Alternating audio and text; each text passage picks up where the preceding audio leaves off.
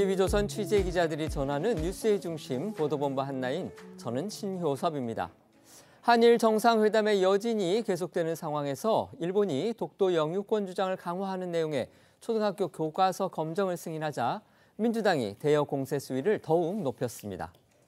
모레 법정에서 유동규 씨와 대면해야 하는 이재명 민주당 대표는 이딴 지방 행보를 통해서 국면 전환을 시도하고 있지만 어제 오늘 최측근 김용, 정진상 씨의 재판이 이어지는 등 사법 리스크는 여전한 상황입니다.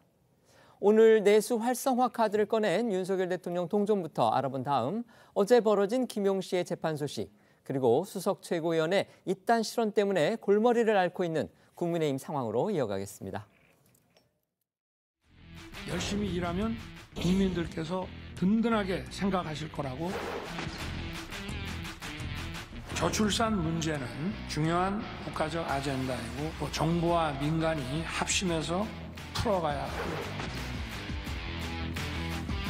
내수 활성화를 통한 새로운 경제적 부가가치를 창출할 수 있는 방향을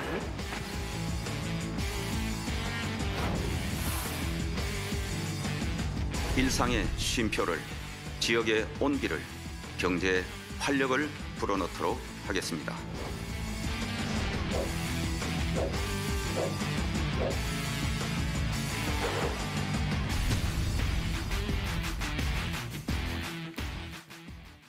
윤석열 대통령 어제 국무회의에 이어서 오늘 주재한 비상경제 민생회의도 생중계로 진행했습니다. 네, 오늘 오전 윤 대통령은 제15차 비상경제 민생회의를 주재하고 내수 활성화 대책을 논의했습니다.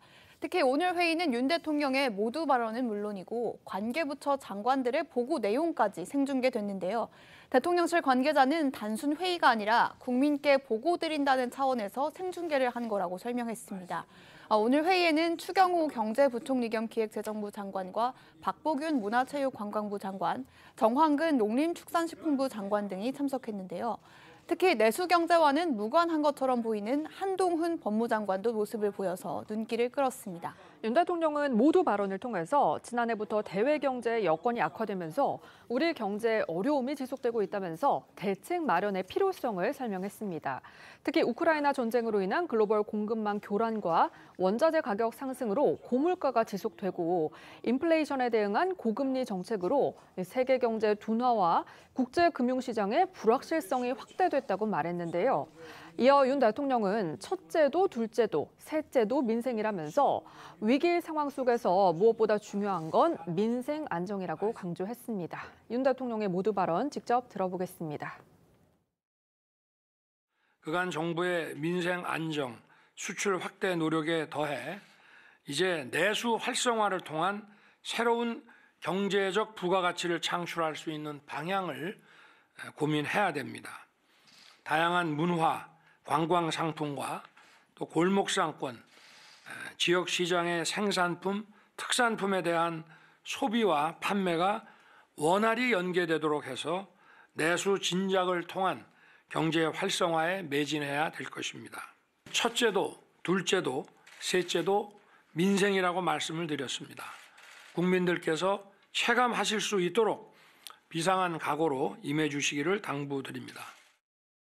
정부 내수 활성화 대책의 하나로요, 총 600억 원 상당의 여행비 그리고 휴가비를 국민에게 지원하겠다, 이런 계획도 밝혔습니다. 네, 그렇습니다. 구체적으로는 총 100만 명에게 1인당 숙박비 3만 원씩을, 또 19만 명에게 휴가비 10만 원씩 지원하는 등 총 153만 명에게 필수 여행 비용 할인 혜택을 제공을 하겠다는 겁니다. 추 부총리는 이를 위해 최대 600억 원의 재정을 지원하겠다고 밝혔고요. 아울러 문화비와 전통시장 지출에 대한 이 소득공제율을 10%포인트씩 한시적으로 상향하겠다고도 밝혔습니다. 그러면서 이번 대책을 통해 일상의 쉼표, 지역의 온기, 경제 활력을 불어넣겠다, 이렇게 말을 했습니다. 아까 말씀드린 대로 내수 활성화 대책 회의에 이 법무부 장관이 참석한 거 상당히 이례적인 일로 그렇게 평가가 되는데, 한동훈 장관은요, 외국 관광객 입출을 위한 비자 제도 개선 방안 등을 발표했습니다. 네, 한 장관은 이 대외 경제 여건의 영향으로 어려워진 우리 내수 경제를 살려나가려는 정부의 방침에 발맞춰서 많은 외국 관광객들을 유치할 수 있는 방안들을 시행하겠다고 밝혔습니다. 특히 비자 제도를 개선해서 전자여행 허가에 대한 접근성을 확대하고 미국이나 일본, 대만이나 캐나다 같이 입국자는 많지만 입국 거부율이 낮은 22개국을 대상으로 전자여행 허가를 내년까지 면제하는 방안을 추진하기로 했는데요. 앞서 외국인 관광객 비자 문제에 대해 전향적인 안을 가져오라는 윤 대통령의 지시를 받은 바 있는 한 장관은 오늘 회의에서 앞으로 전자여행 허가 신청 언어의 다양화, 또 유효기간 확대 등 이용에 불편이 없도록 편리하게 제도를 개선하는 한편 안전한 국경 관리에도 문제가 없도록 균형점을 찾겠다고 말했는데요. 한 장관의 목소리 들어보시죠. 1년 반 동안 KET를 운용해온 경험을 토대로 법무부는 2023년부터 24년 한국 방문의 해를 맞이하여 외국인 관광객 유치 지원을 위해서 그동안의 운영 경험을 면밀히 분석 반영해서 KET 제도를 대폭 개선하겠습니다. 대한민국 입국이 훨씬 쉬워지게 하면서도 입국 거부율 1% 기준 등을 엄격한 기준 등을 설정해서 불체자 발생 등 엄정한 체류 관리에도 소홀하지 않겠다는 조치입니다. 윤 대통령 어제 일정도 살펴볼 텐데요. 우리나라의 미래 운명과 직결되는 저출산 고령화 대책을 내놓고 이제 국민의 평가를 받게 됐습니다. 네, 윤 대통령은 어제 오후 현직 대통령으로는 7년 만에 저출산 고령사회위원회 전체회의를 주재했습니다. 이 회의에서는 기존 저출생 대책이 부처나 지자체별로 흩어져 있고 또 일부 정책은 제대로 검증되지 않은 채 예산만 투입됐다는 문제의식이 공유된 것으로 전해지는데요. 윤 대통령이 특히 강조한 건 역시 국가가 아이들을 확실하게 책임진다는 믿음과 신뢰, 그리고 저출생 예산에 대한 선택과 집중이었습니다. 윤 대통령의 목소리 직접 들어보겠습니다. 지난 15년간 종합계획을 만들고 280조 원이라는 천문학적 예산을 투입했습니다마는 지난해 합계 출산율은 역대 최저인 0.78명을 기록했습니다. 과학적 근거에 기반해서 저출산 정책을 냉정하게 다시 평가하고 왜 실패했는지 원인을 제대로 파악해야 될 것 같습니다. 그러나 제일 중요한 것은 국가가 우리 아이들을 확실하게 책임진다는 믿음과 신뢰를 국민들께 줄 수 있어야 하는 것입니다. 국가가 확실히 책임지고 보장한다는 그런 목표 하에 과감한 대책을 마련하고 또 필요한 재정을 집중 투자해야 됩니다. 저출산 또는 저출생 고령화 문제와 관련해서는요, 정부 여당에서 그동안 이제 설익은 아이디어들이 여러 차례 공개돼서 논란을 낳기도 했었죠. 어제 공식 확정된 정부의 첫 번째 저출생 대책 주요한 내용 한번 소개해 주시죠. 네, 일단 다자녀 기준을 3자녀에서 2자녀 이상으로 확대할 방침인데요. 특히 아이가 2명인 경우에도 공공분양의 다자녀 특공 대상이 될 전망입니다. 또한 생후 24개월까지는 입원 진료비를 전액 무료로 하고요. 그리고 1년에 3일이었던 난임 휴가를 6일로 늘리는 방안도 보고됐습니다. 육아를 위해서 또 근로시간 단축제를 이용할 수 있는 대상을 6학년 자녀를 둔 부모까지로 확대를 하고 그리고 부모 1명당 쓸 수 있는 기간도 36개월로 늘렸습니다. 정부는 이번 대책이 저출산 문제 대응을 위한 첫걸음이라면서 올 하반기에는 추가 대책을 포함한 제4차 저출산 고령사회 기본계획 수정안을 발표할 방침입니다. 윤 대통령 지금 취임 1주년을 이제 코앞에 두고서 이처럼 민생 그리고 경제정책 추진의 고삐를 바짝 쥐고 있지만요. 정치 외교적으로는 이 한일 문제가 여전히 목에 가시처럼 걸려 있습니다. 네, 오늘 오전 대통령실은요, 어제 일본이 교과서에 과거사를 왜곡한 내용이 담긴 것과 관련해서 단호한 입장을 나타냈습니다. 한일 정상회담이 열린 지 이제 2주 만입니다. 그런데 일본 정부가 또다시 과거사 입장에서 이제 후퇴를 하고 더구나 독도 영유권 주장을 강화하는 내용의 그런 초등학교 교과서 검증을 승인하면서 지금 국내외적으로 논란이 일고 있습니다. 그렇습니다. 일본이 어제 내년부터 초등학교 교과서에 조선인 등을 강제로 징집했다는 의미를 담은 징병이라는 표현 대신 참여나 지원이라고 쓰기로 했습니다. 그러니까 강제성을 희석하고 도리어 자발적이었다는 의미를 담아서 일본 정부의 책임을 벗어나려는 취지인데요. 또 독도가 일본의 고유 영토다 이런 주장도 모든 교과서에 실리는데 예를 들어 한국이 점령하고 있다 하던 문구는 70년 정도 전부터 한국이 불법으로 점령하고 있다로 바뀌었습니다. 그러자 대통령실에서 양보할 수 없다면서 단호한 입장을 밝힌 건데요.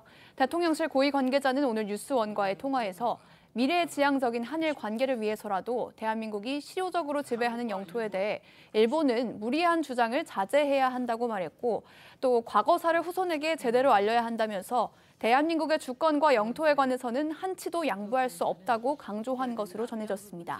하지만 이번 사안은요, 한일 정상회담이 있은 지 2주만, 그러니까 한국 정부가 일제강점기 강제동원 피해배상 판결에 대한 해법을 마련한 걸 계기로 일본과의 본격적인 관계 개선을 모색하던 중이라는 점에서 파장이 만만치가 않은데요. 어제 오늘 여야의 목소리부터 들어보겠습니다. 저는 한일 정상회담의 결과라고 생각지는 않습니다. 국제적인 흐름이나 국제 우호, 친선 이런 것을 따라가지 못하는 일본의 문제이지 늘 그런 식으로 왔지 않습니까? 그것이 무슨 한일 회담 결과가 잘못돼서 그런 거는 인과관계가 전혀 없는 사항인 것 같습니다. 수백만 조선인들을 희생시킨 침략 전쟁의 책임 자체를 인정하지 않겠다는 의사를 명확하게 실현한 역사 도발입니다. 굴욕적인 퍼주기 외교가 일본에게 마음대로 해도 된다는 신호를 보냈기 때문입니다. 간도 쓸개도 다 내주고 뒤통수까지 맞고 있는 격입니다. 들으신 것처럼 여당은 왜곡된 일본 교과서와 한일 정상회담은 관련이 없는 문제라며 선을 긋고 있지만요. 야당은 정부 책임론을 부각하면서 공세 수위를 높이는 상황입니다. 특히 오늘 민주당은 한일 정상회담 진상규명을 위한 국정조사 요구서를 제출했고요. 이와 함께 관련 국회 상임위원회에서 개별 합동청문회도 열 방침으로 전해졌습니다. 어쨌든 일본의 결정이 부당하고 그다음에 도발적이다 이런 지적과는 또 별개로요. 일본의 이번 교과서 검정이 지금 윤석열 정부와는 관계가 없다 이런 의견을 보도한 그런 언론 기사도 봤습니다. 이게 구체적으로는 어떤 내용입니까? 네, 먼저 일본 문부과학성은요, 매년 3월에 검정 결과를 발표를 합니다. 고등학교에서 이렇게 순차적으로 내려가는데 이미 지난해에 고교 역사교과서에서 지워진 그 강제라는 표현이 올해 초등학교로 확대된 거고요. 이거는 2021년 4월 스가 총리 시절의 정부 지침에 따른 겁니다. 그러니까 윤석열 정부 출범 이전에 일본 정부가 이번 초등학교 교과서 지침을 만들었다는 거고 일본에서도 지금 기시다 총리 전인 스가 총리 시절에 이 지침을 만들었다. 지금 이런 얘기군요. 네, 맞습니다. 이에 대해서 외교부 관계자는요. 이번 결과가 이미 지난해 4월에서 5월 사이에 검정 신청이 완료된 그런 교과서 검정 결과라면서 윤 정부와는 관계가 없다고 설명을 했고요. 그러면서 김대중 오부치 선언 이후인 2001년에도 역사교과서 문제가 불거졌다고도 했습니다. 정부가 어제는 이제 주한 일본 대사관의 대사 대리를 외교부 청사로 직접 불러서 항의를 하기도 했습니다. 네, 어제 오후에 조현동 외교부 1차관이 일본 대사관 대사 대리인 구마가이 나오키 총괄공사를 청사로 초치해서 강한 항의의 뜻을 표했습니다. 지금 주한 일본 대사가 자국에 잠시 귀국한 상황이어서 총괄공사를 대사 대리격으로 불러들인 건데요. 정부는 또 어제 외교부 대변인 성명을 통해서도 일본 정부가 지난 수십 년 동안 이어져 온 무리한 주장을 그대로 답습한 초등학교 교과서를 검정 통과시킨 데 대해 깊은 유감을 표명한다는 입장을 밝혔고 또 우리 고유의 영토인 독도에 대해 부당한 주장이 담긴 교과서를 또다시 통과시킨 데 대해 강력히 항의한다면서 독도에 대한 일본의 어떤 주장도 수용할 수 없음을 분명히 밝힌다고 강조했습니다. 다만 일본 공영방송인 NHK 등은 구마가이 대사 대리가 면담 자리에서 한국의 항의를 받아들일 수 없다는 입장을 전달했다고 전하면서 독도는 역사적 사실에 비춰볼 때도 또 국제법상으로도 명백하게 일본 고유의 영토다 이렇게 주장을 했고요. 강제징용 문제 등에 대해서도 한국의 지적은 맞지 않는다고 반박했다고 전했습니다. 일본의 역사 교과서 왜곡 문제는 사실 하루 이틀 일은 아닙니다. 하지만 이번 그 초등학교 교과서 검정 같은 경우는요, 이 한일 정상회담 그러니까 윤석열 대통령이 미래를 위해서 결단을 했다 이러면서 이제 밀어붙이고 또 거기에서 상당한 성과를 거뒀다고 또 평가를 했던 한일 정상회담 직후에 내려진 결정이기 때문에 지금 우리 내부에서 파장이 적지 않은 겁니다. 두 패널들께서는 어떻게 평가하시는지 여쭤보겠습니다. 먼저 한번 말씀해 주시죠. 만약에 평시에 이런 교과서 문제가 나왔다 하더라도 정부로서는 강력히 항의했을 겁니다. 물론 이제 시제상 지금 올 3월에 초등학교 교과서 검정과 관련해서 이런 발표가 나오리라는 것은 이미 그동안에 일본 정부의 교과서 정책을 볼 때 알 수 있었다 하더라도, 그런데 지금 정상회담이 끝난 지 2주일도 채 되지 않은 상황에서 특히 대한민국의 대통령이 한일 관계의 미래지향적 발전을 주창한 상황에서 마치 또 찬물을 끼얹듯 이런 상황이 나왔기 때문에 이것은 가볍게 볼 수 있는 사안은 아니고요.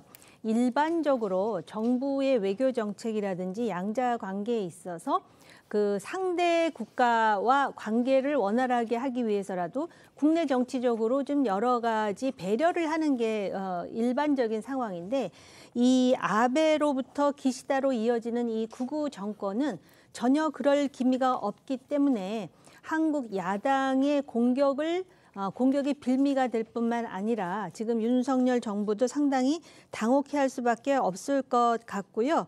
특히 일본이 이 과거사 문제와 관련해 가지고는 이미 여러 번 경고를 했습니다마는 이게 일본 이란과도 관련이 되는 문제이고 또 이게 일본 국가의 정체성하고도 관련이 돼 있기 때문에 쉽게 반성하지 않습니다. 그래서 요번에 정상회담에서 대통령이 어떤 자세로 임해야 했는가, 적어도 과거와 관련해 가지고선 일본이 수십 번 사과했다라는 말씀은 좀 안 했으면 어땠을까라는 아쉬움이 있고요. 이런 상황에서 정부도 이런 교과서 만행에 대해서 좌시하지 않겠다고 한 만큼 우리 차원에서 일본의 교과서 정책을 우리가 관여할 수는 없습니다. 잘못된 정책임에도 불구하고. 그렇다면은 우리 초등학생, 중학생, 고등학생에 대한 근현대 역사 교과서 정책은 어땠는지도 한번 살펴보고요. 역사적 사실을 정확하게 가르치면서 잘못된 그리고 암울한 과거에 대해서 다시 한번 상기시킴으로써 되풀이되지 않도록 하는, 그리고 이번에 한일 관계는 대한민국의 미래를 위한 현실적인 고육책이었지만 과거 문제와 관련해서는 엄격하게 선을 지킨다라는 대통령의 입장이 강조되어야 될 것 같습니다. 네, 말씀해 주시죠. 제 생각에도 역사 교과서 왜곡 문제는 변하지 않을 거라고 생각합니다. 1982년부터 시작이 됐었는데 1997년도에 새 역사 교과서를 만드는 모임이라고 하는 것이 일본에서 만들어집니다. 이게 구구적인 역사학자들이 만든 내용인데요. 이 내용에 대해서 다민당과 그다음에 아베 전 총리가 이 부분을 다 수용을 하게 되면서 지속적으로 반복적으로 이런 의도들을 갖다 노골화시킨 측면들이 분명히 있기 때문에 소위 한일 정상회담이 전개돼서 한일 간에 아주 그 건전한 미래관계를 만든다고 하더라도 내부에서 이런 흐름들을 막아낼 수 없을 거라는 생각이 들고요. 전 그렇다면 적어도 우리가 한일 관계 문제와 관련해서 대통령의 결단이라고 하더라도 방향을 좀 다시 검토할 필요가 있다는 생각이 듭니다. 그러니까 선물 보따리를 왕창 갖다 줬는데 뒤통수를 맞은 격이에요. 근데 그 문제와 관련해서 오히려 더 많은 비판을 하는 사람들은 우리 국민이거나 우리 피해자란 말입니다. 그리고 앞으로 마찬가지입니다만 기시다가 나중에 온다고 하더라도 제가 볼 때는 뭐 오염수 문제부터 시작을 해서 독도 문제, 위안부 합의한 부분에 대해서 다시 그대로 좀 진행이라는 얘기, 그래도 온갖 예를 들면 영수증을 갖고 올 거라는 생각이 들어요. 근데 이것을 용인하고 대통령이 견뎌낼 수 있을 것인가, 우리 국민이 가만히 있을 것인가, 이런 부분이 분명히 있기 때문에 이 교과서 문제뿐만 아니라 대통령이 결단한 한일 징용 문제 해법을 통한 한일 관계의 새로운 모색이라고 하는 부분에 대해서도 전면적인 재검토를 하지 않는다면 오히려 대통령의 결단이 한일 관계를 더 흔들고 한일 국민 간의 갈등을 더 조장할 수 있다는 생각이 들기 때문에 저는 빨리 좀 외교부와 대통령실 이 문제에 대한 전면적인 재검토에 착수해야 된다고 생각을 합니다. 네. 이재명 민주당 대표의 사법 리스크 상황도 짚어보겠습니다. 이 대표 최 측근들의 재판이 지금 본격적으로 열리고 있는데요. 오늘은 정진상 전 실장의 첫 재판이 열렸습니다. 네, 이재명 대표가 스스로 꼽은 최 측근이자 자타공이 이 대표의 오른팔로 불리는 정진상 전 민주당 대표실 정무조정실장에 대한 첫 재판이 오늘 오전 10시부터 시작이 됐습니다.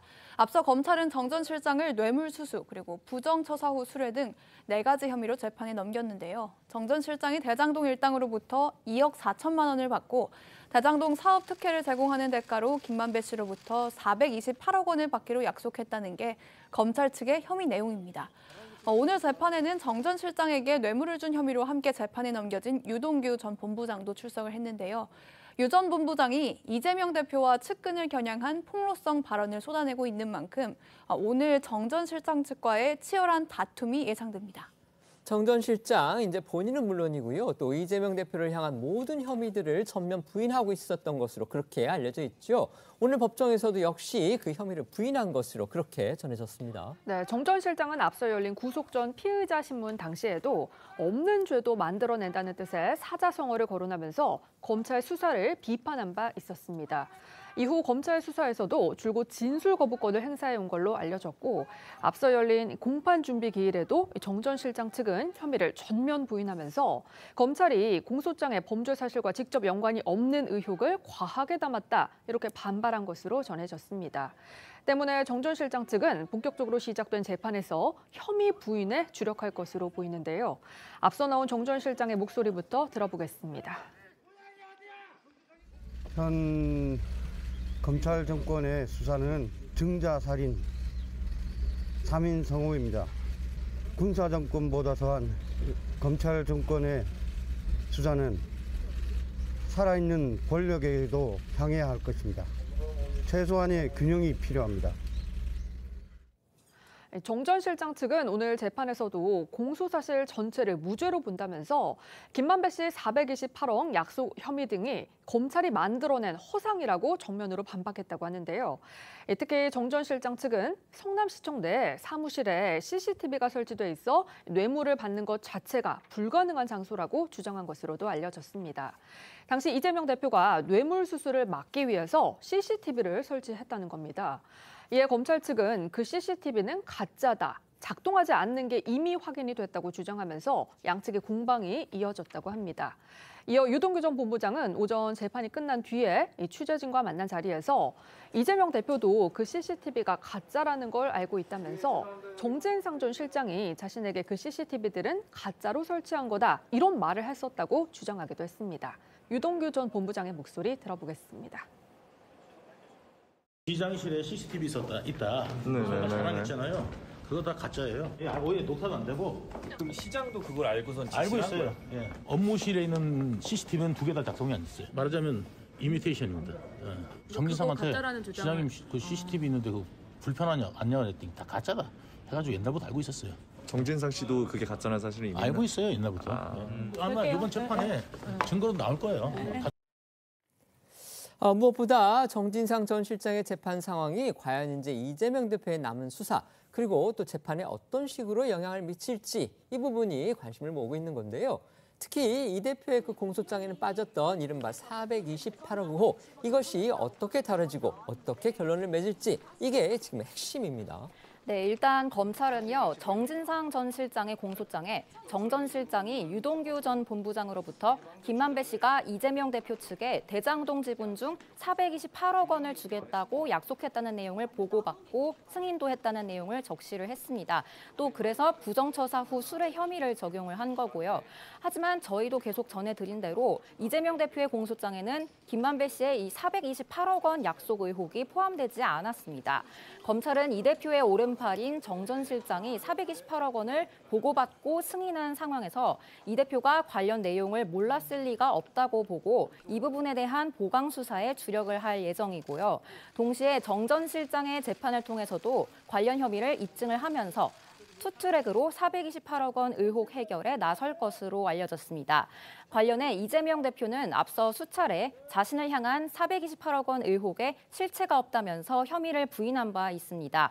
앞서 나온 이 대표 발언들도 이어 들어보겠습니다. 김만배 씨가 자신의 지분의 절반을 시장 측에 제공한다고 유동규 본부장을 통해서 정진상 실장을 통해서 이렇게 이재명 대표한테 보고가 됐고 승인이 됐다고. 대체 그렇게 말하는 사실도 없지만 그렇게 했다는 증거가 어디 있습니까?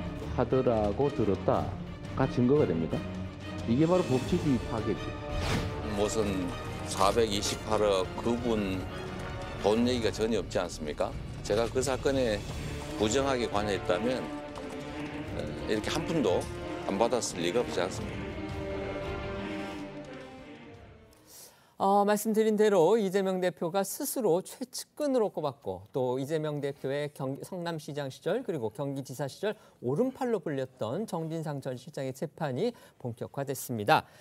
정진상 전 실장의 재판이 특히 주목을 받고 있는 거는요. 이른바 대장동 비리의 핵심 의혹이라고 할 수 있죠. 바로 이른바 428억 약정 의혹인데 이 부분에 대한 재판이 지금부터 이제 본격적으로 시작이 된 겁니다. 그렇다면 과연 검찰이 지금까지는 다 무조건 부인을 하거나 아니면 입을 닫아왔던 정 전 실장의 입을 열게 할 수 있을지, 정 전 실장의 그 부인, 부정을 과연 깰 수 있는 결정적인 어떤 증언이라든지 증거를 제시할 수 있을지, 이게 여기에 지금 관심이 모아지고 있는 건데 우리 패널들께서는 어떻게 예상을 하시는지 한번 의견 여쭤보겠습니다. 말씀해 주시죠. 그러니까 제부터 핵심은 김만배 씨 같아요. 김만배 씨가 지금까지의 발언을 유지하느냐 아니면 그렇지 않고 정반대로 약정한 사실이 있다고 얘기하느냐.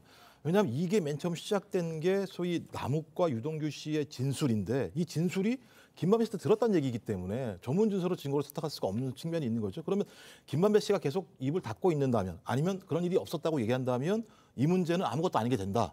근데 지금 정진상 씨를 갖다 기소를 했는데 동일한 사안으로 이재명 당대표에 대해서는 기소를 하지 않았단 말이에요. 그렇다면 아직까지 검찰이 진술은 가지고 있대 거기에 대한 명확한 증거를 가지고 있지 않다라고 저희가 추정할 수밖에 없는 상황이고요. 더 큰 문제는 서로 다 말들이 다르다는 거예요. 맨 처음에 이게 누구 거였냐면 유동규 거였어요. 그다음에 김만배 거였어요. 그다음엔 정진상, 김용, 이재명 3인의 저수지라고 얘기를 했었는데 다시 이재명 당대표에 대해서는 기소를 못한 상황이거든요. 그리고 정진상 씨는 천화동인을 1호를 모른다고 그러고 본인은 받은 적이 없다고 얘기를 하는 상황이고요.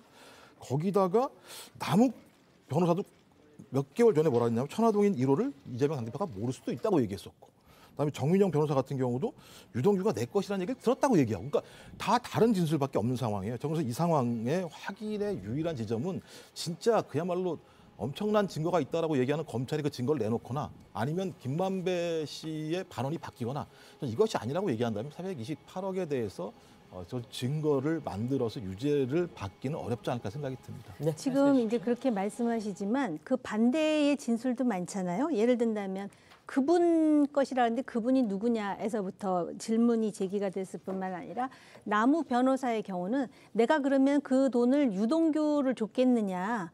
유동규를 줬을 이유가 있느냐라는 반문으로 또 그런 얘기도 하고요. 사실 정황적으로 보면 428억의 최종 목적지가 과연 김용 정진상 선에서 끝났을 것인가 아니면은 김용 정진상을 좌우의 최측근으로 생각하는 이재명 대표에게까지 올라갔을 것인가에 대해서 여러 가지 의혹이 있는 것 아니겠습니까? 그런데 제가 보더라도 결국은 김만배 씨가 입을 열어야 돼. 사실은 유동규 씨가 입을 이미 열었죠. 김만배로부터 결국은 428억이 이재명에게 갈 것이다라는 얘기를 듣고 정진상에게 보고했고 정진상이 이재명 대표에게 보고해가지고 그거에 대해서 소위 추인을 받았다라고 하는데 지금 유동규 씨만 말을 하고 있으니까 이것의 신빙성이 있느냐. 또 과거에 압수수색할 당시의 유동규 씨와 지금의 유동규 씨 발언이 다르다는 이유로 그런데요. 결국은 김만배 씨가 그러면은 입을 열 것인가 말 것인가. 제가 볼 때 정진상 씨는 입을 열기가 쉽지 않을 것 같지만 김만배 씨 같은 경우에는 만약에 진술을 하지 않음으로써 더 큰 손해를 본다든지 아니면은 진술을 했는데도 실익이 없다든지 여러 가지 판단을 해가지고 나올 것 같아요. 그리고 이것이 어떤 그 팩트, 사실이 무엇이냐보다도 법 논리라든지 또는 법의 잔기술이라든지 아니면 정치적 상황에 따라서 이 사람들의 심리적 상태에 변화를 가져올 요소는 여전히 있지만 지금까지는 이들이 입을 다물고 있고 설사 입을 연다 하더라도 정진상이 받았다, 김용이 받았다 해서 끝나게 되면은 최종 목적지를 또 그 확인할 수 없는 그러한 그 난감한 상황이 있을 수 있죠. 그렇기 때문에 검찰들도 상당히 고민을 할 것 같고요. 아마 김만배, 정진상, 특히 김만배 씨의 고민은 더 깊어질 거라고 개인적으로 추측하게 돼요. 어제는 이재명 대표의 또 다른 최측근이죠. 그리고 이제 왼팔로 불렸던 사람입니다. 바로 김용 전 민주연구원 부원장인데요. 김 전 부원장의 6번째 재판이 열렸습니다. 김 전 부원장 측에게 전달된 그 돈을 마련한 것으로 알려진 사람입니다. 바로 남욱 변호사인데 그 남 변호사가 증인으로 나섰다고 합니다. 네, 이제 앞서 열렸던 김용 전 부원장의 재판에서는 남욱 변호사에서 김 전 부원장으로 8억여 원의 불법 정치 자금이 전달되는 과정에 개입한 혐의를 받고 있는 유동규 전 본부장과 정민용 변호사가 증인으로 출석했었는데요. 어제 이 김 전 부원장이 6번째 재판에는 김 전 부원장에게 불법 정치 자금을 만들어준 당사자로 지목이 되고 있는 남욱 변호사가 직접 증인으로 출석을 한 겁니다. 남 변호사는 앞서 구속기한 만료로 석방된 직후부터 진술 태도를 바꿔서 이재명 대표 측을 겨냥한 폭로를 시작했었는데요. 어제 열린 김 전 부원장의 재판에서도 이 대표 측으로 돈이 전달되는 상황 등에 대해서 비교적 구체적으로 증언한 것으로 알려졌습니다. 먼저 어제 재판에 출석하는 남 변호사의 모습 보시고 이재명 대표 측을 겨냥했던 과거의 발언들도 다시 들어보시겠습니다. 오전에 김용 씨가 진술 신빙성 문제 삼았는데 입장 변화 없으시죠? 이재명 대표가 뭐 검찰로부터 연기지도 받았다 이런 말씀하셨는데 연기 연출 능력 형편없다 이런 식으로. 글쎄 캐스팅하신 분께서 그 발연기를 지적하셔갖고 너무 송구스러워요. 근데 이게 이 작품은 이제 영화가 아니고 다큐멘터리라. 아니 상식적으로 글쎄요. 그러면 이재명이 몰랐다. 아니 그럼 나는 누구한테 돈을 준 거야? 동경 듣고 얘기를 하더라. 너 나보고 준 거냐? 아니, 형을 보고 왜 그 돈을 줘? 형이 거기다 쓴다 그러니까 줬지. 그거는 누구의 선거에 돈을 준 거냐 이거지. 남욱 변호사가 어제 재판에서 내놓은 이제 발언들도 좀 더 구체적으로 짚어보려고 하는데요. 특히 이제 앞서도 전해드린 김만배 씨의 이른바 428억 약정 의혹 그 부분에 대한 또 증언이 나왔다고 합니다. 네, 남 변호사는 지난 2021년 2월 유동규 전 본부장의 사무실에 들렀다가 김 전 부원장이 유 전 본부장을 만나러 온 걸 목격을 했고요. 또 김 전 부원장이 올 때는 빈손이었는데 갈 때는 쇼핑백을 들고 있었다라는 취지로 진술했다고 하는데요. 남 변호사는 김 전 부원장이 들고 나간 이 쇼핑백이 한 대형 백화점 쇼핑백이었고 회색 꽃무늬가 있었다는 구체적인 증언도 덧붙였다고 합니다. 그러면서 남 변호사는 김 전 부원장이 들고 간 쇼핑백에 담겨있던 현금이 김만배 씨가 유 전 본부장에게 준 현금 1억 원 중 일부로 알고 있다면서 유 전 본부장으로부터 김만배 씨가 약속한 428억 원 중 일부라고 들었다고 증언했고요. 또 김 씨가 올해는 더 이상 현금을 만들 수가 없어서 이것만 준다고 말했다는 얘기도 들었다고 덧붙였다고 합니다. 남 변호사는 김만배 씨가 약속한 428억 원이 정확하게 이재명 대표 측의 것이 맞다면서 유 전 본부장이 실질적인 관리자고 정진상 전 실장이 결정권자로 정 전 실장이 이재명 대표에게 보고하는 시스템이라고 들었다라고 증언한 것으로 전해졌습니다. 남 변호사는요, 또 이재명 대표하고 김만배 씨의 그 관계에 대해서도 어제 증언을 했다고 합니다. 네, 남욱 변호사는 어제 재판에서 이재명 대표가 성남시장이던 시절 김만배 씨에게 많이 의지했었다 이런 취지의 진술도 내놨는데요. 남 변호사는 당시 이 대표에 대한 고소고발 사건이 많았었는데 법조기자 출신이던 김 씨가 고위 법조인들을 많이 알고 있어서 이런 크고 작은 사건들을 고위 법조인에게 부탁해 무마하거나 도와주는 일을 했다고 증언한 것으로도 알려졌습니다. 하지만 이재명 대표와 김만배 씨는 과거 서로에 대한 관계를 전면 부인하면서 인터뷰를 하기 위해 한 차례 만난 것이 전부다 이렇게 주장한 바 있었는데요. 과거에 나온 이 대표와 김만배 씨 발언도 이어 들어보시겠습니다. 저를 인터뷰했던 것도 사실이고요.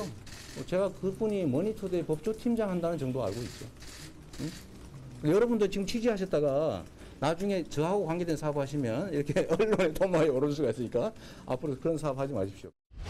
이재명 지사랑 친분 부인하는 취지로 말씀하셨는데 사실 그분하고 이재명 지사하고 뭐 특별한 관계도 없고 한 번 만나봤습니다. 옛날에 이 인터뷰차. 남욱 변호사는 유동규 전 본부장으로부터 이재명 대표의 대선 경선 자금 명목으로 20억 원을 마련해달라는 요구를 받았다. 이런 진술도 한 것으로 알려졌습니다. 그러니까 남욱 변호사는요, 그 이재명 대표 측에 준 그 8억 원의 사용처가 이 대표의 대선 경선 자금이라는 얘기를 직접 들었다. 지금 이겁니다. 네, 남 변호사는 유 전 본부장으로부터 자신에게 2021년 12월까지 이 대표의 대선 경선 자금으로 20억 원을 준비해달라 이렇게 요구했고, 이에 20억 원은 어렵고 15억 원을 준비하겠다고 답했다고 밝혔고요. 유 전 본부장은 이를 김용 전 부원장에게 전달하기로 했다고 말하면서 김 전 부원장을 이 대표 측에 조직 부장 정도로 소개했다고도 덧붙였습니다. 또 남 변호사는 유 전 본부장이 다시 정민용 변호사를 통해서 경선 자금으로 최소 5억 원을 급하게 요청했다면서 유 전 본부장이 자신을 사무실로 불려서 김용 전 부원장과 스피커폰으로 통화하는 걸 들려주기도 했다고 설명했습니다. 어디까지나 이제 남욱 변호사의 진술 그리고 주장입니다. 따라서 이제 앞으로 법정에서 이제 사실 여부 이제 가려져야 할 텐데 결국 판사가 이제 진위 부분에 대해서 어떤 의견을 결정을 하겠죠. 그렇다 해도 어쨌든 이제 남욱 변호사 어쨌든 변호사입니다. 따라서 자신이 위중죄 처벌을 받을 수 있다라는 거 잘 알고 있었을 거고, 또 진술의 내용이 저희가 지금까지 이제 소개해드린 것처럼 상당히 구체적이기 때문에 주목받고 있는 그런 상황입니다. 네, 복수 언론을 통해 알려진 남욱 변호사의 어제 재판 증언 내용을 보시면요. 당시 상황이 그려질 만큼 상당히 구체적이라는 평가가 나오고 있습니다. 남 변호사는 미국에서 귀국한 뒤 코로나19 입국자 자가격리 기간이 2021년 2월 4일 정오에 끝났고 곧바로 머리를 다듬으러 갔다가 오후 4시가 넘어서 유동규 전 본부장의 사무실에 갔다면서 하루 일기를 쓰듯 동선을 복귀한 것으로 전해지고요. 앞서 증인으로 나왔던 정민용 변호사나 유 전 본부장이 부정확하게 진술했던 부분들 역시 날짜를 정확하게 특정하거나 그날 뭘 먹었고 또 누가 돈을 냈는지 등 세부적인 증언까지 덧붙이면서 두 사람의 증언을 보강했다고 합니다.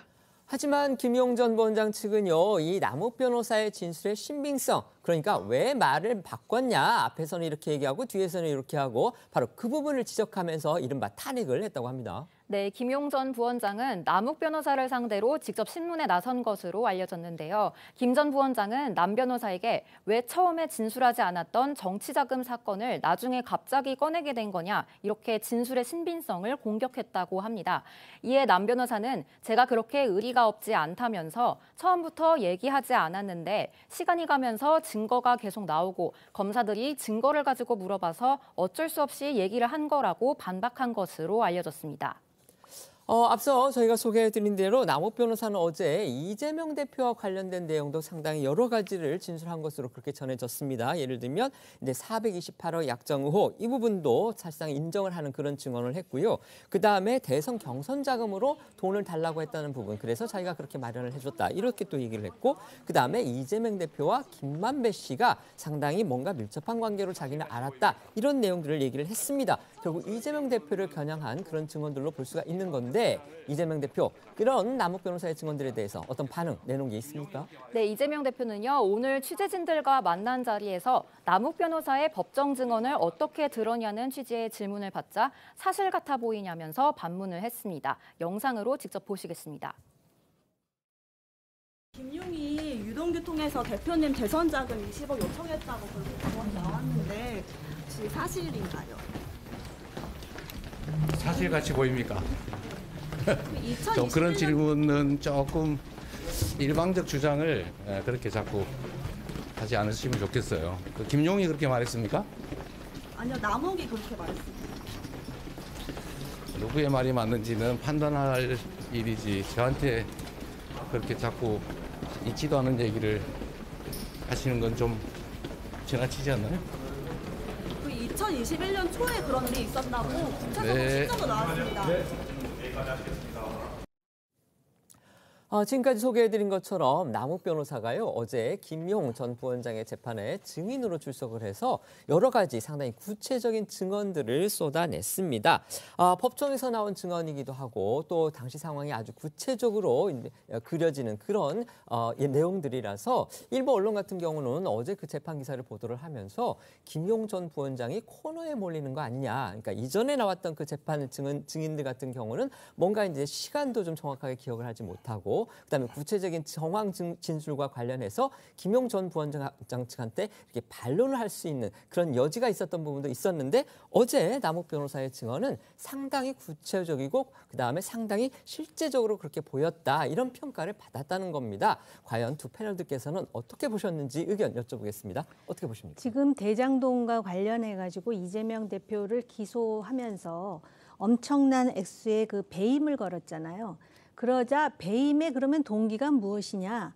그게 428억 원인데 그거는 지금 기소 내용에 들어가 있지를 않습니다. 그렇기 때문에 논란이 되고 있는데 실제로 이 428억과 관련해가지고 즉 돈을 주었다. 한쪽에서는 또 받지 않았다. 뭐 이런 식으로 지금 서로 주고받기를 하면서 논란이 가속되고 있는데 한 가지 몇 가지 그 사실 관계를 좀 확인해 보자면은 일단 대장동과 관련해서 유동규, 남욱, 정민용 그리고 정영학 회계사에 이르기까지 지금 입을 열었다라는 것입니다. 앞으로도 또 어떤 내용이 나올지는 모르겠지만 근데 조금 전에도 우리가 말씀드렸듯이 가장 그 중요한 핵심이라고 할 수 있는 김만배, 김용, 정진상은 아직 입을 다물고 있을 뿐만 아니라 100% 혐의를 부정하고 있는 상황입니다. 근데 이 뭐 뇌물이 됐던 정치 자금이 됐던 가장 중요한 거는 진술의 일관성이 있느냐, 정황의 적실성이 있느냐인데 남욱 변호사의 경우는 먼저 번 유동규 씨의 진술보다는 훨씬 그 내용이 구체적이라는 것이죠. 그렇기 때문에 제가 볼 때는 이게 이제 재판이 어떻게 진화될지는 모르지만은 결국은 이렇게 이제 계속 구체성을 띈다면은 언젠가는 이것이 결국은 그 정진상이라든지 김용이라든지 김만배의 마음을 변하게 하는 계기가 될 수 있다. 왜냐하면 여기서 남 변호사가 이렇게 말하잖아요. 자기가 원래 의리가 없는 사람은 아닌데 검사가 증거를 가지고 있고 또 물어봐서 자기가 어쩔 수 없이 뿌렸다 이렇게 얘기를 하거든요. 근데 사실 본인은 얘기하지 않지만은 정치적인 상황도 심리적으로는 상당히 영향을 주고 있다라는 것을 우리가 알 수 있습니다. 네, 말씀해 주십시오. 의리 있는 사람이 본인에 대해서 의리가 있다 없다 얘기를 하진 않죠. 제가 볼 때는 의리 문제에 찔리는 게 있어서 이런 얘기를 한 것 같다는 느낌이 드는 것 같고요. 저도 잘 모르겠어요. 지금 계속 얘기하는 내용을 보게 되면 남욱 씨는 딱 진술을 번복하는 사람이에요. 그래서 구체적으로 얘기했다고 하더라도 진술을 번복했기 때문에 그 구체성만으로 남욱의 진술이 신빙성이 있다고 얘기할 수는 없어요. 진술이 번복했다는 건 그러니까 예를 들면 검찰에서 한 부분을 법정에서 지금 그 이전에는 이런 일이 없다고 얘기하다가 9월 달 이후에 9월 말 이후에 진술을 번복했기 때문에 그러니까 이전에 가령 언론 인터뷰라든지 그런 데서 한 그렇죠. 내용을 그러니까 이제 법정에서는 바꾸고 있다 그런 그때부터 428억이라는 얘기가 나오기 시작했고 유동규가 시작했지만 그걸 다시 확증해진 게 남욱의 진술이기 때문에 그런 것이고요. 또 반대로 따지면 정 변호사가 동일한 사안을 봤음에도 불구하고 자기는 자세히 못 봤다라고 얘기했었는데 검찰 조사에 그게 빠졌다라는 내용들이 있기 때문에 이렇게 따지면 검찰 조사상의 신빙성도 아직까지는 의혹으로 남아 있는 것이고 이런 부분이 분명히 있습니다. 전 그래서 더 하나 좀 제가 저 같은 의심이 있는 게 아니 천화동인 1호가 형식상 김만배 씨 거잖아요. 그리고 이게 저수지라고 얘기했었잖아요. 근데 모든 돈이 나간 라인들은 뭐냐면 남욱, 정민용, 유동규 라인이에요. 전 이해가 안 돼요. 이 돈이 분명 있는 거잖아요. 어차피 돈이 없을 땐 달라는 얘기도 못했을 거니까. 그럼 돈이 있다고 얘기하면 김만배를 통해서 유동규로 간다거나 이렇게 돼야 되는데 모든 문제는 소위 요구를 유동규한테 하고 유동규가 그 얘기를 들으면 남욱에게 얘기해서 남욱이 정민용한테 그 돈을 전달하고 다시 가는 라인들이 분명히 있다는 거죠. 그래서 이런 내용들이 왜 이렇게 벌어질 수밖에 없는가라는 부분도 다시 한번 좀 고민을 해봐야 된다는 생각이 듭니다. 이 대표를 향하고 있는 또 하나의 사법 리스크입니다. 바로 대북 송금 의혹인데요. 그것과 관련한 재판 상황도 짚어보겠습니다. 이 대표의 측근이자 대북 송금 의혹의 이제 핵심 그 연루 인물이죠. 바로 이화영 전 경기도 평화부지사의 그 변호인단 사이에서 내분이 일고 있다. 이런 보도가 나왔습니다. 네, 이화영 전 부지사는 현재 쌍방울로부터 뇌물을 받은 혐의 그리고 불법 대북 송금 의혹에 연루된 혐의 등으로 재판을 받고 있는데요. 채널A 보도에 따르면 이 전 부지사의 쌍방울 뇌물 재판을 맡은 변호인이 이 전 부지사 측에 대북 송금 혐의를 맡고 있는 현근택 변호사의 해임을 건의한 것으로 알려졌습니다. 이 배경에는 최근 이 대표가 이 전 부지사의 뇌물 재판 자료를 자신의 SNS에 공개했다가 재판 자료 유출로 논란이 된 사건이 자리하고 있다는데요. 민주연구원 부원장인 현근택 변호사가 관련 자료 유출 경로로 의심되고 있다는 겁니다. 이 때문에 이 전 부지사 변호인단에서는 현 변호사가 이 전 부지사에 대한 변론보다 이재명 대표 보호에 더 신경을 쓰는 거 아니냐 이런 불만이 제기된 것으로 알려졌는데요. 관련해 현 변호사는 채널A의 이 재판 기록 유출 의혹에 대해 할 말이 없다고 말을 아꼈다고 합니다. 또 채널A는 검찰 측이 이 전 부지사 감시 목적의 변호사 입회 가능성도 의심하고 있는 것으로 알려지고 있다고 보도했는데요. 앞서 유동규 전 본부장 역시 자신을 감시하려고 이재명 대표 측이 가짜 변호사를 보냈다 이렇게 주장한 바 있었죠. 유 전 본부장의 과거 목소리도 들어보겠습니다.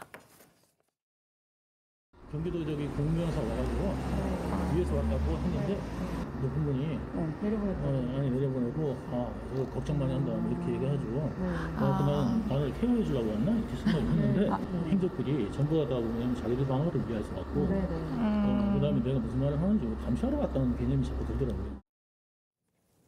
이런 가운데 어제 열린 이화영 전 부지사 재판에 이 전 부지사 측 증인으로 출석한 북한 문제 전문가 강영식 전 남북교류협회장은 쌍방울 그룹이 이재명 당시 경기지사의 방북비를 대납했다는 의혹에 대해서 이해가 가지 않는다고 증언했습니다. 강 전 협회장은 역대 경기지사들이 한두 번씩 북한에 방문한 적이 있지만 방북할 때 대가를 지급한 적이 한 번도 없다고 진술하고 쌍방울이 북한에 보낸 800만 달러는 북측과 사업을 하기 위한 마중물, 즉 성금 명목으로 봐야 할 것 같다고 덧붙였다고 합니다. 그러면서 강 전 협회장은 과거에도 북한 측의 사업비의 일부를 선납하는 경우가 있었다고도 증언한 것으로 알려졌습니다. 관련해 검찰의 반대 신문은 오늘 31일로 예정이 돼 있어서 검찰이 어떤 논리를 꺼내들지 주목이 되고 있습니다. 이재명 대표 측근들의 재판 상황에 이제 상당히 신경을 쓰고 있을 것으로 그렇게 짐작이 되는데요. 모레 선거법 위반 재판 등을 앞두고서 지금 SNS 여론전에 나섰다 이런 얘기가 나왔습니다. 네, 이재명 대표는 모레 이 법정에 출석하게 되면은 유동규 씨와 대면을 하게 되는데요. SNS에 자신의 혐의에 대한 반박성 글을 올리면서 본격적인 법정 공방에 대비하는 모습입니다. 이 대표는 지난 27일 자신의 SNS에 백현동 용도 변경에 대한 박근혜 정부의 압박 정황이 발견됐다 이런 내용의 언론 보도를 공유한 데 이어서 대장동과 성남FC 사건 관련 검찰 기소는 꼼수라는 민주당 법률부위원장의 글을 공유하면서 여러분의 의견은 어떠시냐 이런 글을 잇따라 게재했습니다. 이재명 대표가 자신의 혐의에 대한 반박성 글을 SNS에 올린 건 약 40일 만인데요. 사실상 장외 변론에 나선 거다 이런 해석이 나오고 있습니다. 이재명 대표 어제는 지방에 내려가서 지지자들과 만났습니다. 다음 달 5일 치러집니다. 지방의 그 보궐선거를 위해서 지금 이른바 민주당으로서는 정치적 험지의 유세 지원에 나선 겁니다. 네, 이 대표는 일주일 앞으로 다가온 재보궐선거와 관련해서 현장 지원 유세를 다니고 있습니다. 지난 24일 울산을 시작으로 어제는 경남 창녕과 경북 구미 등 민주당으로서는 정치적 험지를 방문했는데요. 이 대표는 지원 유세에서 정부 여당의 대일 구룡 외교를 주장하면서 심판론에 힘을 실어달라고 호소했습니다. 듣고 오겠습니다. 독도가 일본 땅이라고 교과서에 쓴다고 해도 지금은 곤란하다, 기다려달라 이렇게 말했던 대통령이 있었습니다. 이번에도 독도 얘기를 상대방은 했다는데 이쪽은 감감무소식입니다. 독도가 일본 땅이다. 독도 교과서에 싣겠다고 하면 무슨 소리 하냐고 박차고 나와야 되는 게 대한민국 대통령 아닙니까, 여러분? 국민들이 끊임없이 감시하고 있고 끊임없이 심판하고 있다는 것을 보여줘야 합니다. 구미시에서 뽑는 경북 도의원 선거지만 정치에 대한, 정권에 대한 심판도 반드시 있는 것입니다. 이재명 대표 정부와 여당을 향해서는 공격 수위를 높이면서도요. 또 최근에 이제 복잡한 당내 상황을 의식한 듯이 이 단합을 강조하는 그런 메시지도 던졌습니다. 네, 이재명 대표의 강성 지지층이 이 대표의 자제 호소에도 아랑곳하지 않고 비명계 의원들을 향해 폭력에 가까운 공격을 멈추지 않으면서 당내 분란이 심화되고 있다는 상황 저희도 전해드렸는데요. 어제 이 대표는 유튜브 라이브를 통해서 총선에서 이기려면 당이 단합해야 한다 이렇게 말을 하면서 식구끼리 시시비비를 따지는 건 중요하지 않다고 강조했습니다. 듣고 오시죠.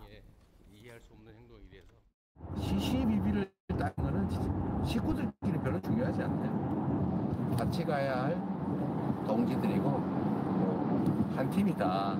당원이 정말 당의 주인이라면은 당 전체가 잘 되도록 하는 것에 더 마음 써야 돼요. 일단은 우리가 진짜 싸워 이겨야 될 상대와 먼저 싸우자. 이재명 대표는 당원 가입을 촉구하는 메시지도 냈는데요. 민주당을 건강하게 하는 것은 지지자분들이 정치에 관심을 갖고 참여하는 길이다. 누구에게 문자폭탄 보내고 이거 해라 저거 해라도 필요한 일인데 욕하면 안 된다. 그건 폭력행위라면서 입당해서 투표권 행사하고 당 행사 참여하는 게 가장 중요하다고 강조했습니다. 국민의힘 상황도 보겠습니다. 지난 전당대회에서 이 수석 최고위원이 된 김재원 전 의원이 이번에는 미국에서 한 발언이 문제가 돼서 지금 당 안팎에 아주 거센 비판을 받고 있습니다. 네, 논란이 된 김 최고위원의 발언은요. 최근 미국 내 한인 보수단체 강연회에서 이 전광훈 사랑제일교회 목사에 대해서 우파 진영을 천하 통일했다라고 말한 겁니다. 이 김 최고위원의 발언이 논란이 된 건 이번이 처음이 아닙니다. 앞서 지난 12일에도 이 전광훈 목사가 주관하는 예배에서 5.18 민주화 운동 정신의 헌법 전문 수록에 반대하는 취지의 발언을 해서 비판을 받자 사과하기도 했는데요. 이 5.18 정신의 헌법 수록은 윤 대통령의 대선 공약인데 이 집권 여당의 수석 최고위원이 공개적으로 반대를 표한 거라서 파장이 컸었습니다. 먼저 김 최고위원의 두 발언 듣고 오겠습니다. 조상묘도 판다는 게 광장은 항상 이 민주노총에서 자금을 대고 민주노총의 각종 정치구호가 난무하는 그런 장이 되었습니다. 정광훈 목사께서 또 우파 진영을 전부 천하 통일을 해서 요즘은 그나마 아무리 우파 진영도 민주노총에 대항하는 그런 활동 무대가 되어서 그나마 우리가 이렇게 보다가 보면 뭐 우리 쪽도 사람은 있구나 이런 마음이 들게 합니다. 우리가 김 위원장을 사실 밀었잖아. 네. 밀었는데 세상에 우리한테 찬물을 깬 게 뭐냐면 헌법 정신에 5.18 정신을 헌법에다 넣겠다. 그건 불가능합니다. 저도 반대입니다. 전라도에 대해서 립서비스 하려고 한 거지. 뭐 표 들려면 뭐 조상묘도 판다는 게 정신들 아닙니까? 김재원 최고위원에 대해서는요, 지금 여야를 가리지 않고서 비판이 쏟아지고 있습니다. 말 그대로 사면 초가다 이렇게 볼 수 있겠습니다. 그렇습니다. 특히 여당 안에서는요, 김 최고위원을 제명해야 한다는 주장까지 나왔습니다. 홍준표 대구시장은 어제 SNS를 통해서 맨날 실언만 하는 사람은 그냥 제명해라. 경고해본들 무슨 소용이 있나. 한두 번 하는 실언도 아니고 실언이 일상화된 사람인데 그냥 제명하자라고 했습니다. 국민의힘 지도부도 쓴소리를 했는데요. 김기현 대표는 어제 SNS에 민심에 어긋나는 발언이나 행동이 아닌지 신중을 기해야 한다. 당을 이끌어가는 역할을 맡았다면 더더욱 신중해야 마땅하다라고 적었고요. 이어 여당이라지만 소수당이니만큼 살얼음판을 걷는 심정으로 매사에 자중자애해야 한다고 했습니다. 김 대표는 어제 서울의 한 대학에서 진행한 행사를 마치고 기자들과 만나서도 김 최고위원 발언에 납득하기 어려운 주장이라고 했는데요. 듣고 오겠습니다. 전후 문맥을 잘 모르는 상태에서 보도된 것만 봤는데요. 별로 그렇게 납득하기 어려운 그런 자신의 주장인 것 같습니다. 친구로서 또 정치 선배로서 불필요한 정치적 논란이 되는 워딩은 뭐 워낙 잘 해왔던 사람인데 오늘 이렇게 반복하는 것에 대해서 정말 안타까움을 제가 표시합니다. 언어의 전략적 구사가 최근에 감이 떨어진 거 아닌가 싶습니다. 결국 김 최고위원 사과를 했습니다. 네, 김 최고위원은 오늘 SNS를 통해 방금 서울에 도착했다면서 이유 여하를 막론하고 저의 발언으로 국민 여러분께 심려를 끼치고 당에 부담을 드린 점에 대해 깊이 반성한다면서 사과의 말씀을 드린다. 앞으로 매사에 자중하겠다고 적었습니다. 그러면서 미국 현지의 폭풍으로 하루 동안 항공기 출발이 지연되고 공항에 격리돼서 모든 것이 늦어졌다면서 이 점 또한 매우 송구하다고 사과했습니다. 하지만 국민의힘 내부는 여전히 들끓고 있습니다. 홍준표 대구시장은요, 연일 김 최고위원을 겨냥하면서 당윤리위원회가 가동해야 된다 이렇게까지 촉구를 했습니다. 홍 시장은 SNS에 이준석 사태 때는 그렇게 모질게 윤리위를 가동하더니 그 이상으로 실언, 망언을 한 이번에는 어떻게 처리하는지 지켜보자고 적었습니다. 네, 국민의힘 안팎에서는 실제 당 지도부가 김 최고위원을 당 윤리위원회로 넘겨서 징계 절차를 개시할 가능성도 배제할 수 없다는 의견이 나옵니다. 누군가 신고를 하거나 당 지도부의 요구가 있을 경우 당무감사위원회는 윤리위에 징계 안건을 회부할 수 있고요. 윤리위는 이를 심의해야 합니다. 이와 관련해서 주호영 의원은 어떤 상황에서 말을 했는지 정확히 몰라서 의견을 내는 것이 적당하지 않다는 입장이라면서 문제가 되면 당의 여러 문제를 다루는 기구가 있기에 거기서 논의되지 않겠느냐고 말했는데요. 주 의원의 목소리 듣고 오겠습니다. 어떤 상황에서 그런 말씀을 하셨는지 제가 정확하게 모르고 있기 때문에 제가 의견을 내는 것은 적당하지 않다고 그런 입장을 가지고 있습니다. 만약에 문제가 있다면 당에 여러 가지 그런 문제를 다루는 기구들이 있기 때문에 거기에서 논의가 되지 않겠습니까? 김재원 수석 최고위원, 그러니까 지난 전당대회 최고위원 그 경선에서 1등을 했기 때문에 수석 최고위원이 됐는데 이 김재원 최고위원의 이번 발언이 지금 또 논란이 되고 있습니다. 홍준표 대구시장 이준석 사태 때는 그렇게 모질게 인류위를 가동하더니 이번에는 어떻게 하는지 지켜보자 이런 얘기까지 했습니다. 어떻게 평가하십니까? 김재원 당 수석 최고위원이잖아요. 이번에 최고위원 중에 아마 표를 제일 많이 받았을걸요. 물론 당원 투표이긴 하지만. 그리고 박근혜 대통령 당시 정무수석도 했습니다. 정무적 감각이 없을 리가 없는데, 그리고 또 자유한국당이 5.18에 대해서 망언하는 정치인들 때문에 총선에서 얼마나 그 참패를 겪었습니까? 그럼에도 불구하고 이런 발언을 한다라는 게 정말 납득이 안 되는 데다가 지금 당내에서도 비판은 하지만 원내대표를 포함해서 이 비판에 대응하는 자세도 좀 소극적이라는 느낌이 듭니다. 어떤 상황에서 말을 했는지 정확히 몰라 의견을 내는 것이 적당하지 않다라는 입장이라는 원내대표의 발언조차도 이게 지금 이렇게 할 일인가. 왜냐하면 조금 전에 그 홍준표 시장이 이준석 전 대표와의 형평성 문제를 제기했던데 이게 지금 형평성을 넘어서서 당의 신뢰와 직결되는 문제입니다. 대통령이 직접 광주를 방문해서 5.18에 대해서 이 정신을 어떻게 계승할 것인지를 국민을 상대로 해서 약속을 했는데 이 신뢰를 저버리는 일을 당 수석 최고위원이 했다라는 게 정말 유감스럽기 짝이 없고요. 이 자체는 지금 그냥 넘어갈 수 있는 사안이 아니라고 봅니다. 네, 말씀해 주십시오. 제 생각에도 이렇게 짧은 시간 동안 두 가지의 커다란 사안에 대해서 망언을 했는데 그냥 사과로 끝난다? 그럼 제가 볼 때 국민이 이해할 수 없을 거라는 생각이 드는 것이고요.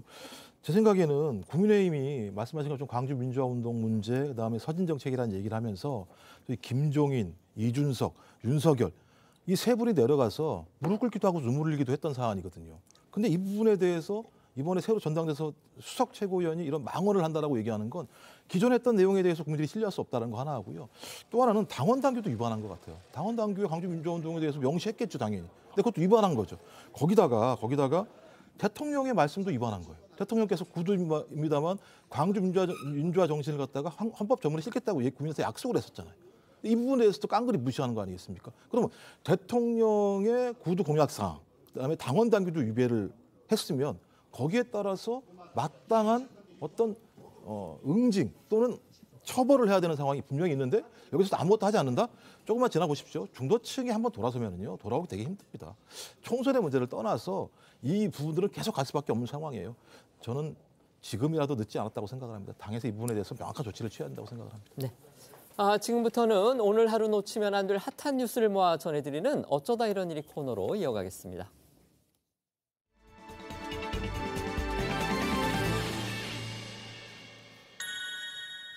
첫 번째 키워드는요. 오늘 광주행입니다. 전두환 전 대통령의 손자 전우원 씨의 모습이 보입니다. 이틀째 경찰 조사를 받고 있죠. 네, 어제 오전 입국과 동시에 마약 투약 혐의로 체포된 전우원 씨는요. 피의자 신분으로 경찰에서 조사를 받고 있는데요. 경찰 관계자에 따르면 전우원 씨 몸 상태가 좋지 않아서 먼저 휴식을 취한 뒤에 어제 오후부터 조사가 진행이 됐고요. 구속영장까지 신청할 사안은 아니라고 보고 향후 불구속 수사를 이어갈 예정이라고 합니다. 전 씨가 자진해서 귀국했고 통상 단순 마약 투약 사범의 경우 불구속 상태에서 조사를 받는 점을 고려한 것으로 보이는데요. 체포한 피해자를 구속하려면 체포한 때로부터 48시간 이내에 구속영장을 청구하도록 되어 있어서 경찰은 오늘 오후 늦게까지 조사를 진행하고 전우원 씨를 석방할 방침이라고 합니다. 오늘 경찰 조사를 마치고 풀려날 경우에 당초 입국 소식을 알리면서 5.18 광주민주화운동 유가족들에게 사죄하고 싶다고 밝혔었던 이 전우원 씨가 곧장 광주로 향할지도 관심입니다. 어제 인천공항에서 5.18 유가족을 향해 사죄 의사를 밝혔던 전우원 씨 목소리 들어보시겠습니다. 이번에 수사 받게 되는 거 최대한 열심히 협조해서 수사 받고 나와서 빨리 5.18 단체 유가족분들, 피해자분들께 사과드리고 싶어요. 저의 삶이 소중한 만큼 이 모든 사람들의 삶이 소중하고 저는 지금 살아있지만 그분들은 여기 안 계시니까 저에겐 죄가 있습니다. 실제로 전우원 씨가 광주를 방문하게 되면 이제 전두환 일가 중에서는 처음으로 그 광주 민주화운동 사태에 대해서 공개 사과한 사례가 된다. 또 이런 얘기가 있더군요. 그렇습니다. 그동안 전두환 전 대통령 본인을 비롯해서요. 이 일가 누구도 공식적으로 5.18과 관련해서 잘못을 인정하거나 사과한 적은 없습니다. 5.18 관련 단체들은 대체로 전우원 씨의 광주 방문을 환영하는 분위기입니다. 5.18 기념재단 측은 전우원 씨가 이 반성과 사죄를 위해 광주에 온다면 도움을 줄 수 있다 이렇게 밝혔는데요. 전우원 씨가 광주를 방문한다면 국립 5.18 민주묘지 참배와 추모 승화 공간 방문 등이 추진될 것으로 보입니다. 오늘 오후 늦게까지 경찰 조사가 진행될 경우 오늘 밤이나 내일쯤 이 전우원 씨가 광주를 방문하지 않겠느냐 이런 전망도 나옵니다. 전우원 씨는 본인의 마약 투약뿐만이 아니고 이 가족의 비자금 의혹을 폭로해서 정말 엄청난 파장을 불러일으켰죠. 이 때문에 전 씨의 입국을 계기로 해서 과연 그 전두환 씨 일가에 대한 추가적인 형사 조치가 진행될 수 있을지 여기에 또 관심이 집중되고 있죠. 네, 이 전우원 씨의 폭로 이후에 시민단체가 전두환 전 대통령 일가를 범죄수익은닉규제법 위반 등의 혐의로 검찰에 현재 고발한 상태인데요. 검찰은 사건을 범죄수익환수부에 배당을 하고 수사 가능한 부분이 있는지 살펴보고 있습니다. 일각에서는 이 전우원 씨의 입국이 비자금 수사의 전환점이 될 거다 이런 기대감도 나오고 있는데 정작 의혹을 제기한 전우원 씨는 수사가 쉽지 않을 거라고 내다봤습니다. 관련 발언들 들어보시겠습니다. 저희 친할머니도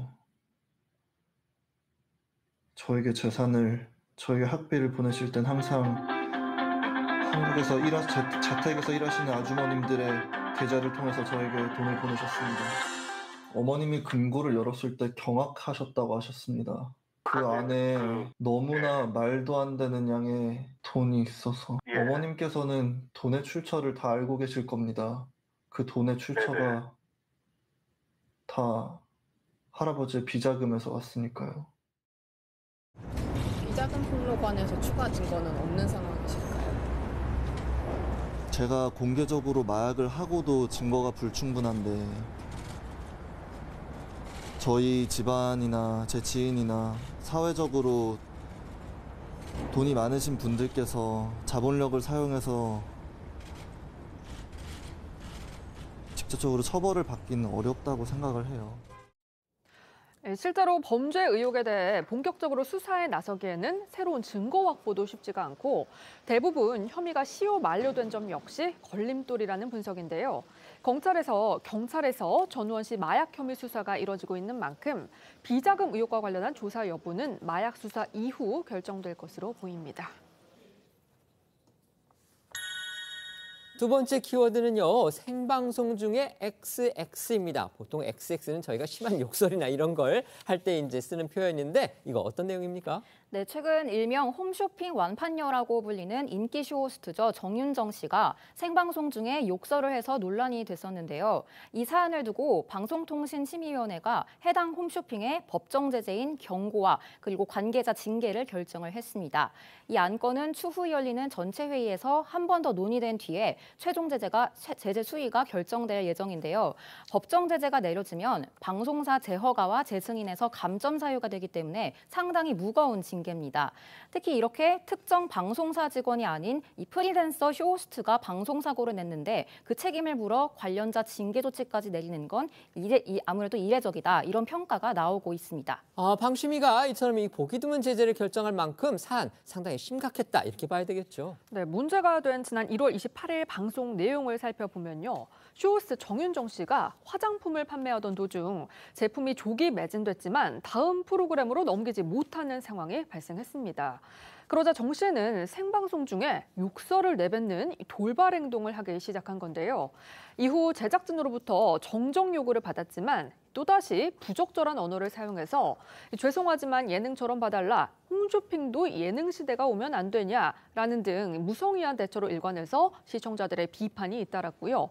방심위에 많은 민원이 접수됐습니다. 네, 하지만 논란은 이게 끝이 아니었습니다. 정윤정 씨는 욕설 논란을 놓고 논란이 확산되는 과정에 네티즌들과 설전을 벌이기도 했는데요. 정 씨 SNS에 비판 댓글이 이어지자 나를 굉장히 싫어하나 보다, 내 방송 절대 보지 말라 이렇게 받아쳤고, 그런데도 태도를 지적하는 댓글들이 계속 달리자 결국 계정을 비공개로 전환하기도 했습니다. 하지만 결국 비판 여론이 확산되면서 SNS에 사과글을 올렸는데요. 정윤정 씨는 방송 내용을 수없이 반복해보며 얼마나 큰 잘못을 저지른 것인지 심각하게 깨닫게 됐다면서 진심을 담은 사과조차 늦어져 다시 한번 죄송하다고 고개를 숙였습니다. 어제 방송심의 그 회의에서는요, 그 위원들의 질타가 아주 일제히 쏟아졌다고 합니다. 네, 해당 홈쇼핑 측은 이 방심위에 출석해서 정윤정 호스트에게 3주간 출연 중단 조치를 내렸고, 그리고 늦었지만 본인이 깨닫고 반성한 점도 고려해 선처해달라고 했습니다. 하지만 이 심의위원들의 반응은 냉랭했는데요. 일부 심의위원은 귀신에 쓰였나, 외람된 건 좀 같지만 그렇다. 개인 유튜버도 이렇게 욕을 하지는 않는다. 이런 식으로 꼬집었고요. 또 다른 심의위원은 이 정윤정 쇼호스트의 방송 스타일을 살펴보면 이미 예견된 그런 사고인데 선을 넘지 않게 제작진이 사전에 관리하지 못한 책임이 있다고 지적을 했습니다. 다만 일부 위원은 이 정윤정 씨가 아무래도 프리랜서기 때문에 관리 책임을 홈쇼핑 회사에만 심하게 물을 수 있는지 모르겠다. 이런 의견도 있었는데요. 이와 관련해 홈쇼핑이 법정 제재를 받아도 정윤정 씨는 징계 대상이 아니라 방송 중 돌발 상황에 대처하기 어려운 이 방송사가 이 일종의 피해자가 될 수 있다. 이런 지적이 나왔습니다. 세 번째 키워드 보겠습니다. 문이 밉냐고? 여기서 문은 문재인 전 대통령을 가리키는 건데요. 조국 전 장관의 모습이 보입니다. 이거 어떤 얘기입니까? 네, 조국 전 법무장관이 어제 광주를 찾아 북콘서트를 열었는데요. 이 자리에서 참석자들의 질문을 적은 종이를 뽑아서 답변하는 시간을 갖던 중에 곤란한 질문을 받고 즉답을 피하는 모습을 보여 시선이 집중됐습니다. 조 전 장관을 당황하게 한 질문은요. 바로 현재 문재인 전 대통령이 밉거나 조금도 서운하지 않냐. 나는 서운하고 밉다. 이런 내용이었는데요.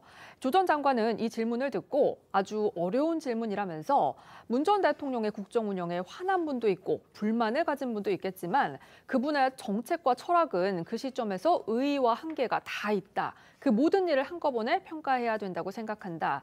이렇게 처음에는 원론적인 내용으로 답변을 이어갔습니다. 하지만 이내 문 전 대통령이 밉고 서운하지 않냐 이런 질문을 다시 한번 읽고는 문 전 대통령을 모셨던 수석 보좌관으로서 답하지 않는 게 맞는다고 생각한다면서 구체적인 답은 피했는데요. 문 전 대통령은 과거 조 전 장관을 향해 아주 큰 마음의 빚을 졌다라고 말한 적이 있고 지난달에는 갖은 어려움 속에서 꽃을 피워낸 저자의 공력이 빛난다면서 조 전 장관의 책을 추천하기도 했죠. 때문에 같은 질문에 두 차례나 즉답을 회피한 조 전 장관의 속마음이 뭘지 관심이 집중되고 있습니다. 그런가 하면 어제 이 북콘서트에 또 조국 전 장관의 딸 조민 씨가 또 모습을 보여서 시선을 모았다고 합니다. 네, 그렇습니다. 지난 17일에 이 서울 북콘서트에 이어서 다시 한번 조민 씨가 아버지의 북콘서트에 모습을 드러낸 건데요. 조민 씨는 청년 세대들이 자기 권리에 대한 의식이 높은데 부모 세대의 교육이 있었기에 이렇게 거듭날 수 있었다고 말을 했습니다. 또 평소 나는 집에서 이야기를 많이 하는데 아버지인 조 전 장관은 피해 다닌다고 일상생활을 공개하기도 했습니다.